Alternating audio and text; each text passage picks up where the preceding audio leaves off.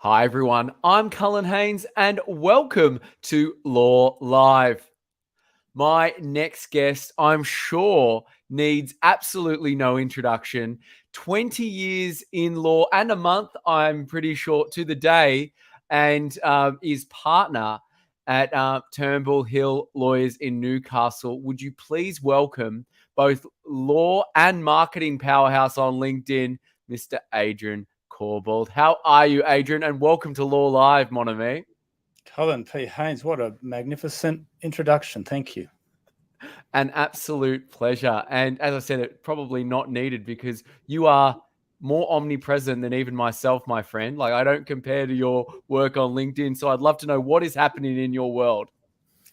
Well, this is the first opportunity I think we've actually had a encounter, Colin. It is indeed. It is Cullen. indeed. Taking the offline online, as it were. Yes. So it's a good way to interact with someone. Other than the only way I'd probably have ever have met you is it never would have happened without LinkedIn. Correct. And we do have a IRL coffee on the way in Newcastle in a couple of weeks, which I'm very excited about.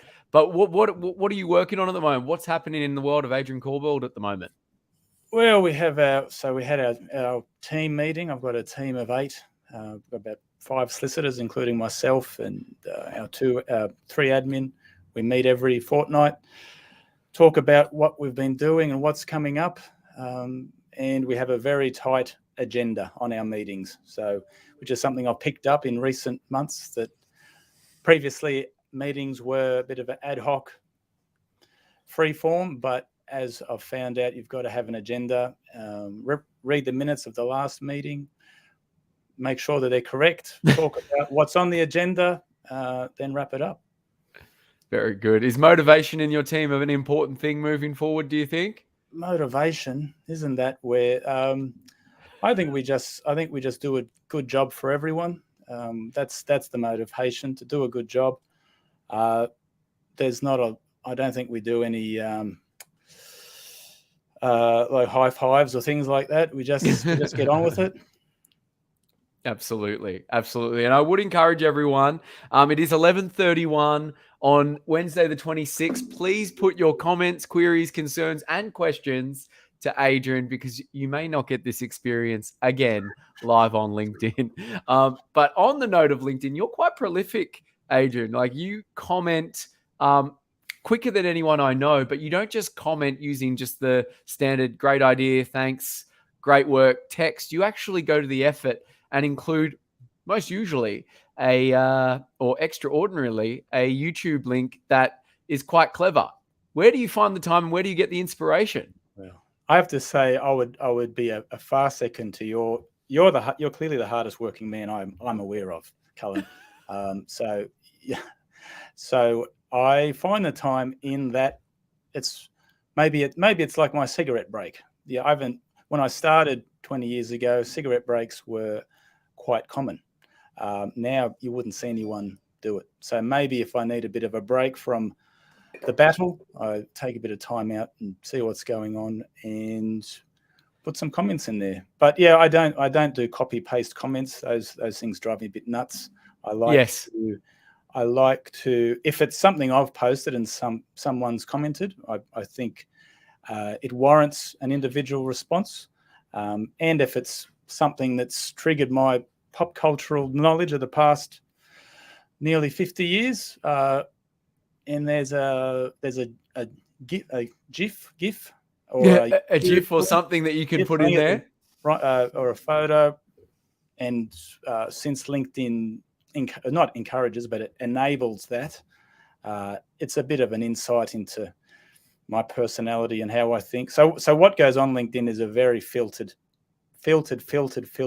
version of probably what I'm thinking. So I call LinkedIn the polite Facebook. So you can so you can be assured that if anything I comment, it goes through at least 2 of, is it Socrates filters? So true, kind, and necessary. So it'll likely be true unless I'm being ironic, and will always be kind. Is it necessary? Well, what is necessary? So yeah, I enjoy it, and I think it builds a network amongst my not just my legal colleagues, but associated. They could be in accounting, finance, real estate, anyone who's on. I'll connect with whoever engages. Great. And you do treat everyone with respect from what I've seen, and I've never seen you resort to trolling or what have you. So yeah, it's keeping it positive. And I like those Socratic filters. I think they're quite good. What do you love more, the law or LinkedIn? Porque no los dos? Why not both? Why not both? Exactly. I've been doing this. I've been a lawyer for 20 years. I've been doing exclusively contested estates since 2005. So that's 17 years. And I like doing it, though LinkedIn is good in that historically to network. So when I started back in the beginning of the millennium, to network, one had to go to business breakfasts, meet, the way that you do it most magnificently. In addition to your online work, have a coffee with someone, lunch with someone, meet them at a early morning meeting. I still have coffees and lunches that, though you can connect with people not just within your immediate vicinity. So yes. So where you are, Sydney CBD, which is a fantastic place to meet, to catch up with people with coffee. Newcastle, we're maybe a bit like Sydney, but spread out over a very large geographical area. So meeting up with people is a bit harder. So whereas LinkedIn, you can connect with people not only in Newcastle, Sydney, different states, different countries even. So I like them both in that it exposes other people to who I am and what I do. Yes. A lot of lawyers don't do the area I'm in, which is I do, even though I'm wills and estates, I do exclusively contested estates, and often other lawyers who will get inquiries from clients and they don't want to handle it. So they contact me and say, can you help this person out? Sometimes I can. Sometimes I have to refer it to another person if it's in a different state. But it's just a great way to connect with people. And if I can help them out, even better. No, it's fantastic. It sounds like a very similar strategy to ours in that you're niche down so much that there's really not many people do what you do. So you're able to basically amplify the effect and the outcomes and the impact that you can make because there are so few who do what you do so excellently. And contra-wise, I would not. I don't even hesitate. If I know a lawyer who's looking to buy a house, finance, I point them to Cullen P. Hayes because. Thank you so much, there, Adrian. I've sent the 50 in Bitcoin after this. I'm joking, of course. But is that 2009 Bitcoin or 2022? Oh, Bitcoin? wouldn't that be nice? Satoshi would be very happy if we went back in time and gave one of those. My goodness. But here's one, a bit polarizing. Are lawyers in sales? You don't have to be in sales to be a lawyer. You could be someone who just shows up every day, clocks in, does your work that gets handed to you by the partners or the owners, the directors. You do your job and you go home. But I think if you wish to progress in the firm and show your value, then I think you must be in sales. And everyone in the whole firm effectively is in sales, even the receptionist, secretary, paralegal, all the lawyers, because we do a lot to get people to contact us. And that is not an automatic win. That does not mean they'll become our client. We have to sell to them. The receptionist has to sell to them that we can help them. Then they put them through to a secretary who then has to sell to them that they're going to talk to the right lawyer. And then if they then proceed to the lawyer, that lawyer has to sell to that potential client that they have the expertise, the empathy, and the wherewithal to help them to the end of their matter. So I think it is a constant. Everyone is selling, whether it's their service to each person. And I think at partner level or all levels of lawyers, you have to be getting in the top of mind of people, because it's very easy to forget that someone exists. Of Really, course, you've got to because it's personalize it at the end of the day. So yes, absolutely. How much, I know we're quite different because we do spend a lot of time on LinkedIn networking, engaging, circulate to percolate, as it were. Someone wanting to start their own practice or make an impact and dent at one of the bigger firms, how much time should they be spending on this type of thing, LinkedIn and whatnot, to make an impact and get the work across the line? Is 2 hours enough a week? What would you say that would be if you could I quantify would it? say, so even though we've never met in the real world, I think I've got a bit of an insight into your life, and I'm aware that you go to the gym quite regularly. F45, I believe. It is in the mornings. That's In the correct there, morning, Adrian. and 5:10 class. Yeah, and you go consistently a certain number of days of a week, possibly. Correct. So I think it's the consistency. So you could do nothing, or you could do something consistently, and it could be 10 minutes once a week.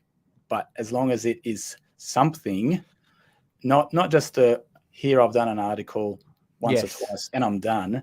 It's you've got to choose to do something, whatever amount of time it is, and it could be 15 minutes a week, it could be half an hour a week. I think at least half an hour a week to produce something that comes out at least weekly. So yes, there are amazing people who can churn things out daily. I see on LinkedIn there's a lot of copywriters, people who are advertising their services to, we will write stuff for you. And I see all the time post daily. I think that's a bit much. And I'm seeing a lot of AI creep in. So there are users who get AI to generate a lot of their material. I don't know if that's good or not. I rely on my own imagination. But if you're doing something daily, maybe you might need that help. But I would say at least 30 minutes a week consistently. So all the time, minimum. I love that message. And I can't see anyone else doing what you do, a copywriter thinking like you there, Adrian. So I would suggest best keep that in-house with yourself, that you do it so well.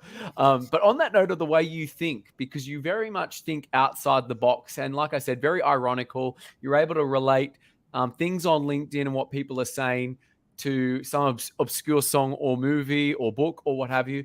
Does that help you in what you do day to day? Because it sounds like you attack or take on work that is outside the box that no one else wants to touch. Do you think that kind of outside the box thinking has helped you in law? Yes. I think there's a barrister I regularly brief, and he says that we're the John West. We take cases that other people reject and make them work. So I didn't grow up in, I grew up in basically, I won't say the woods, but I grew up in country New South Wales. So, and I did law at uni, but I had no intention of becoming a lawyer. I moved to Sydney in 1999, and I was a auditor, accountant for 3 years. And that was not my forte, as I understand I recently discovered you did a radiography degree. That's right. Diagnostic radiography. I could see right through people.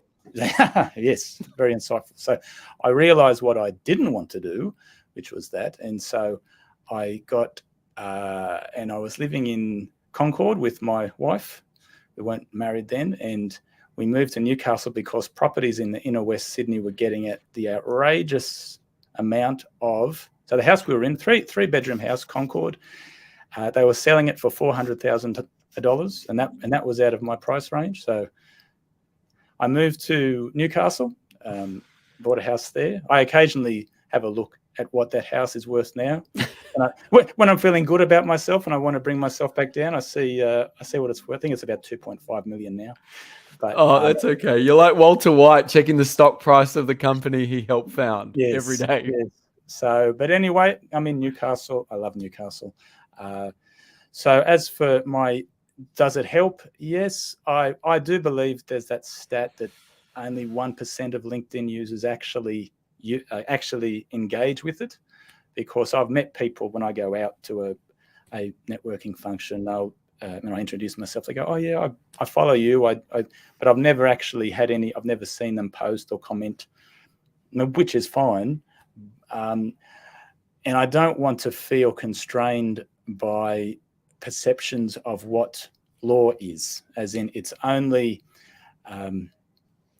what media and what we've told it is, as it's very starched collar, it's very exclusive, it's only available to certain people. I like that everyone should have access to justice, and my creative thinking is just how I am. It's just I don't think I have OCD or ADD, but then I shouldn't self-diagnose. But I just like thinking creatively. So if I see something, just like if someone says a phrase and it's a song lyric, I'll finish the song lyric. If it's something that relates to a movie, because these are things I like: music, movies. I grew up in the 80s when there was lots of cartoons and TV shows.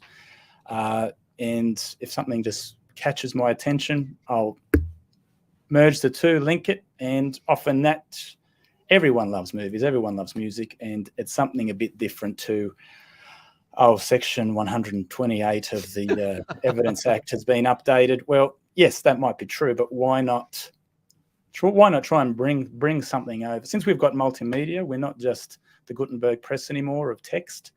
Why not bring in an image or a video or a GIF file to help just bring it a bit more to life? Because life, when you step outside your house or office, it's not black and white text. It's multimedia. And with the metaverse coming, or it's already here, who knows where that's going to lead us. It's so true what you're saying. And I think people think they make decisions based on logic, but it's all emotion. And I think what you're doing in building rapport with people, even the first interaction is something like that. They get to know, hey, this is something different. It's a purple cow, because in a field of cows, it's different. You're going to notice the purple one. I see you, Adrian, as a purple cow in law, respectively, and very much a positive version of Saul Goodman from the show Better Call Saul, like justice for all. But you're actually doing everything in people's best interest. And because who you are personally isn't separated for who you are in law, you basically wear your heart on your sleeve, and you're not a different person, as I'd imagine, based on our time that we've known each other online and now. You're not going to get two different versions of Adrian. No, I'm virtually the same. So if you meet me, I don't wear a mask of something else than what I present. And just like what you do, if someone said to me they need to buy a house, I wouldn't say, "Oh, well, you should talk to your bank manager." I don't know who that is. But I can say, well, I've known of Cullen for several years. He's not a fly-by-night. He's there for the long run. He's got countless 5-star reviews. People love him. He'll look after you. Available, all the time. And I've had. We don't close at 4:30. No, exactly not. And I think they will feel safe. As you said, it's driven by emotion. And that's why I'm not too worried about AI and robots taking over lawyers just yet, because when we run cases, the clients we act for, they're looking for reassurance, and often their decision making is not based on commercial decision. They are ultimately, in some extent, but a lot of it is emotionally driven, which needs a human element.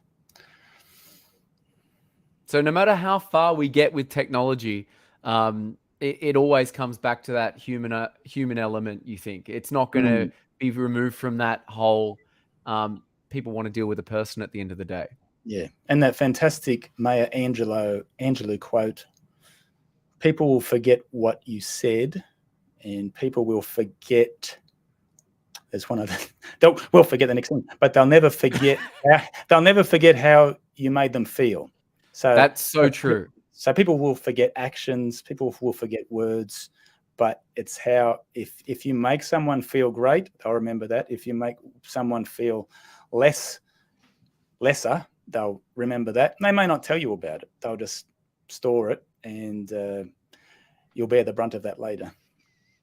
Well, you're certainly making an impact and making people feel great here, Adrian. We've got Mina, a regular of the show, solicitor and powerhouse in his own right. Hello, Cullen. Hello, Adrian. Hello, chat. So that's good. We got Schiffer, who's saying, good morning, Cullen and Adrian, who also said law is emotion, which I think is to your point, quite powerful. Alma joining in, good morning. And Samuel Longfield saying, love the pin collar, Cullen.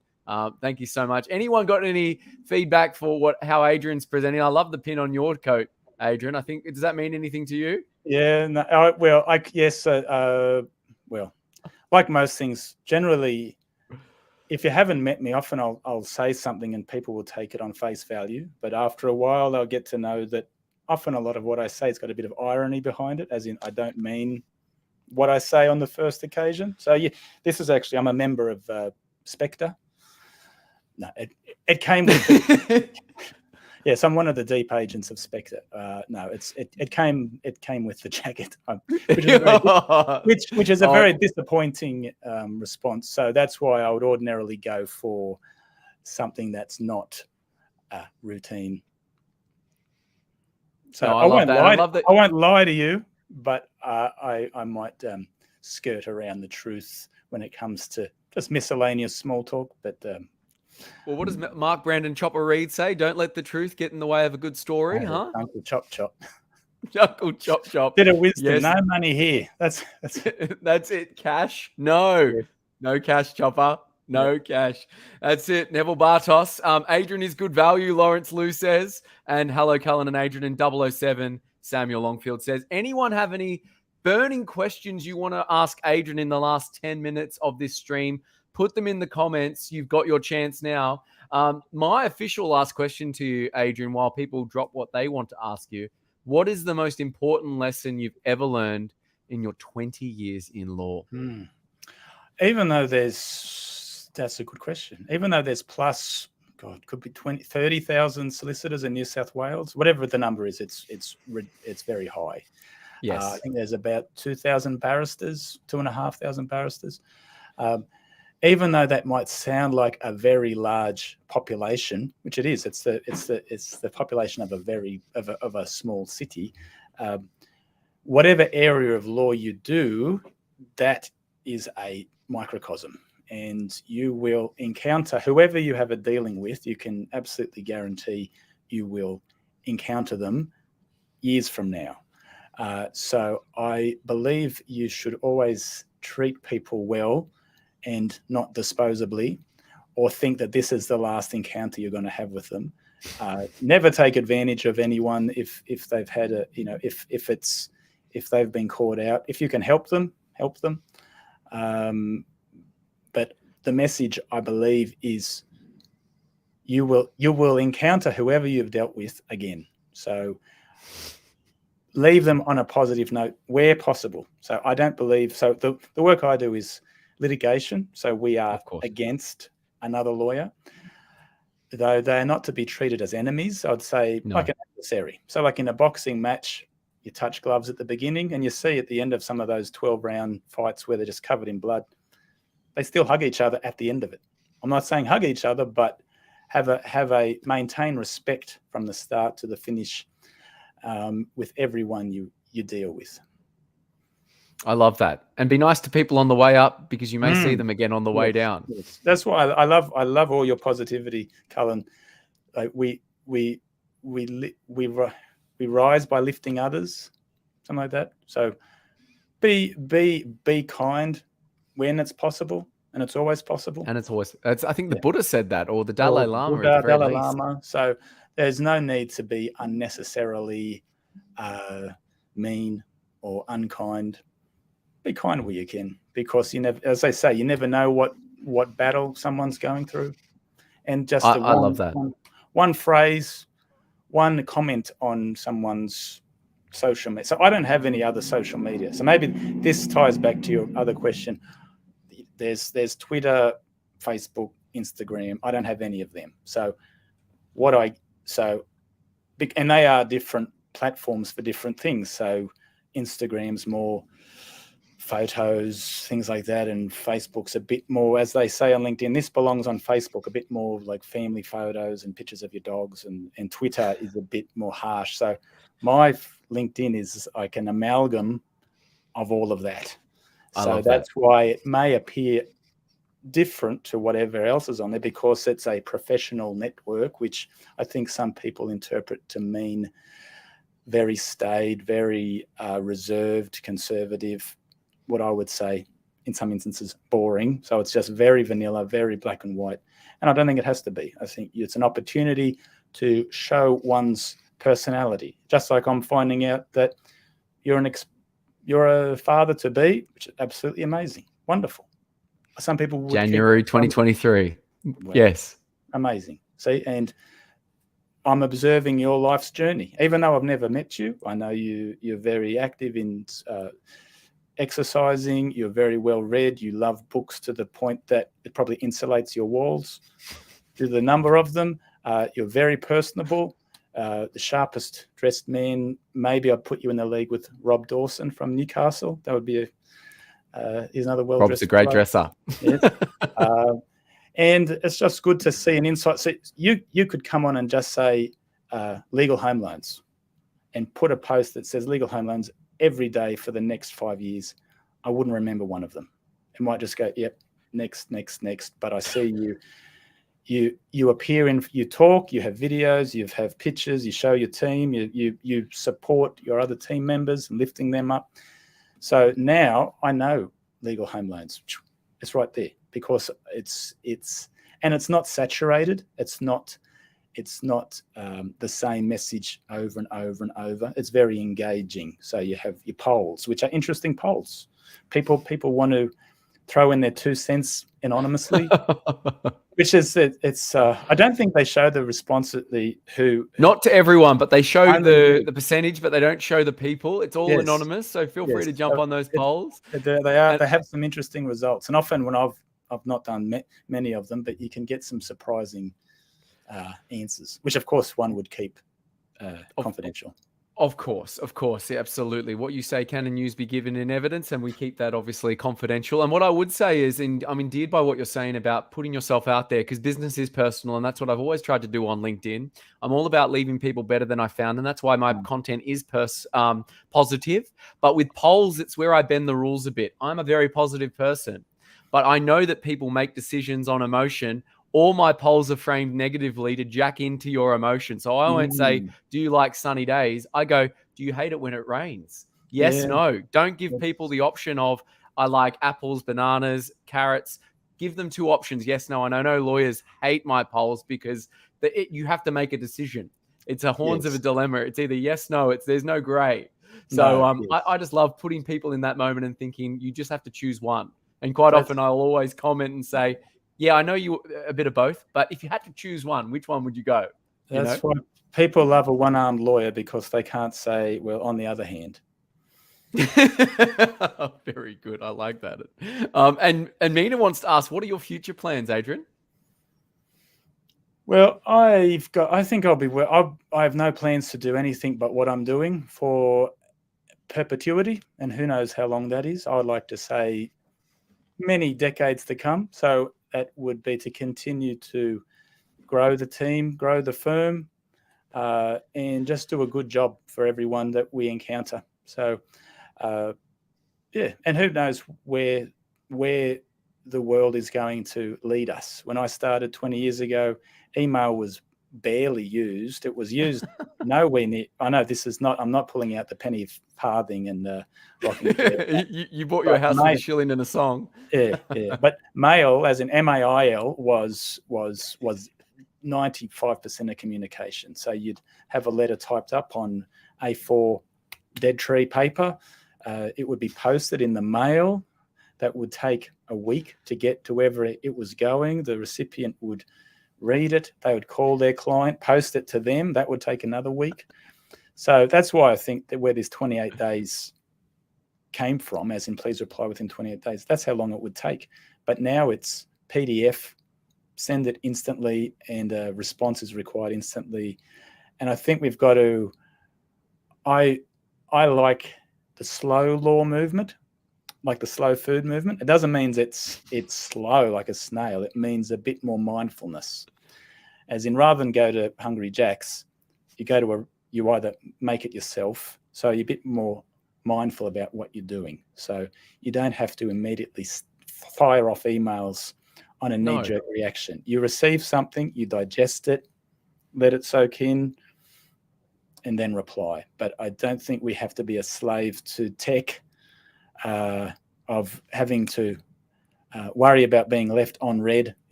You read my message 10 minutes ago and you haven't replied. Why are you ignoring me?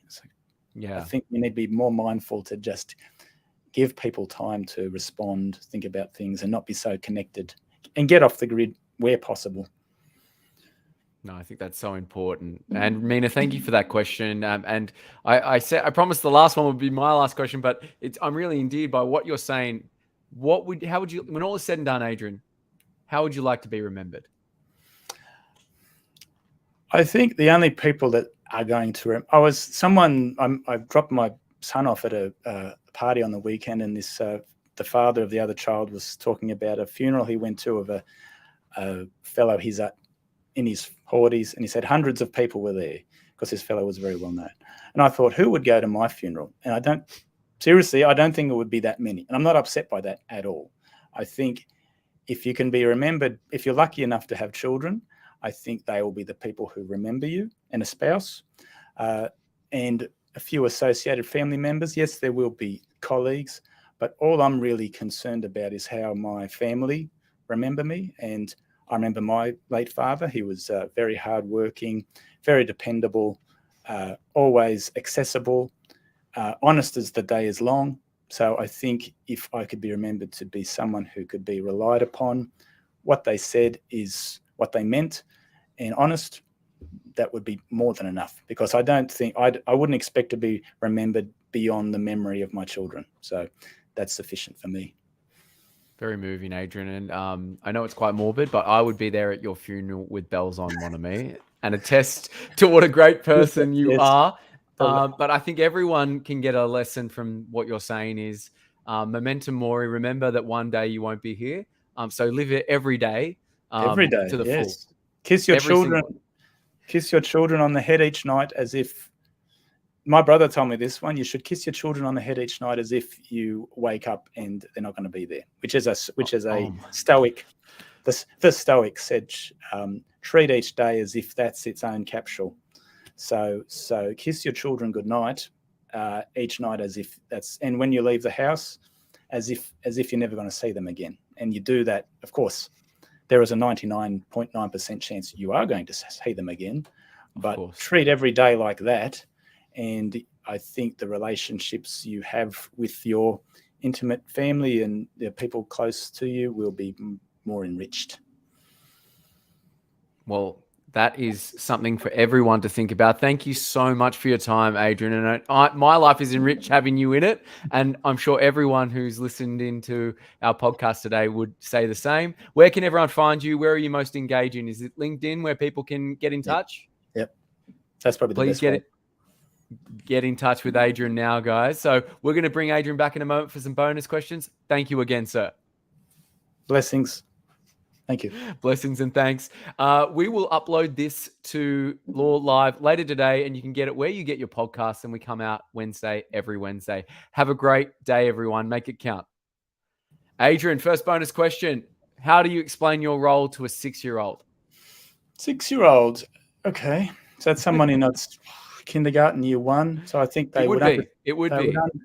And with technology and screen, I think they would understand the concept of death by that age, particularly of animals. Humans, from my memories of my children watching TV, if a human died on TV, on screen, they didn't really care. If an animal died, they would lose their...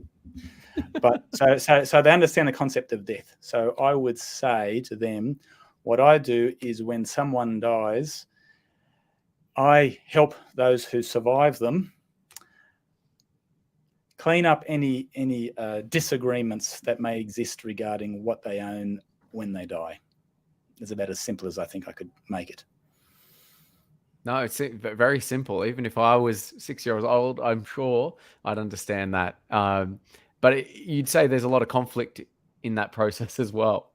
There is, but it's sometimes I think what would our society be without laws such as this? I think there would be murder would skyrocket, and this is the way to civilly, as best as it can be, resolve disputes between people because they respect the institute of the court system, and there's a high benchmark for those who practice within law. So barristers and solicitors, their number one guiding rule is never mislead the court.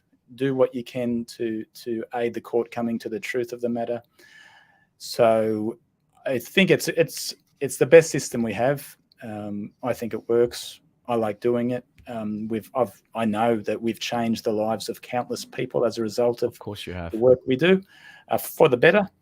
And yeah, there is conflict in any whenever there's going to be relationships, there's always going to be conflict from birth to death. So I see lawyers' jobs to, as best we can, civilly help resolve them. I love that. I'm reading a dystopian novel at the moment where people can read minds. Do you think if in the future we come with a device that can actually play what people are thinking, will that negate the need for lawyers? That's a great question. Is that they made a movie of that where only males' thoughts could be heard? There was a recent something movie like that. Yeah, it's very similar. Very similar.